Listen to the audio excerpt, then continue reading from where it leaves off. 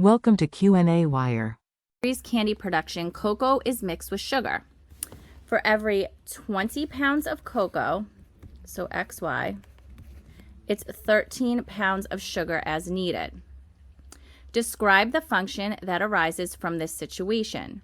Make a table and draw and graph your function. Find an equation for your function and explain why your equation is valid.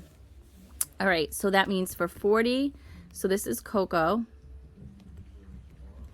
and this is sugar.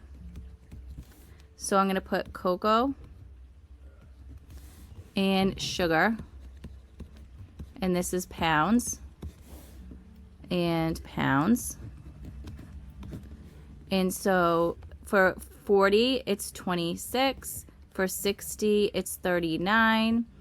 And I'll do 4. So 80 is 52. Okay.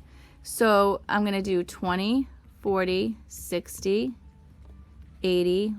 We'll do 100 too. So 100 is 65. So then I have 13, 26, 39, 52, and 65.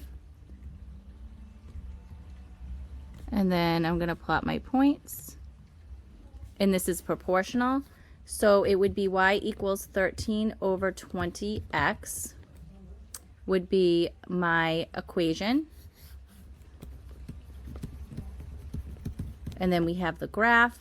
And my equation, how I got it was it's going up 13, up 20. So then I did my change in y over my change of x, and that's 13 over 20, and the graph is proportional, so the y-intercept is 0. So here we go. It would go up like this. So I hope that this video helps. This is the middle school math teacher signing out.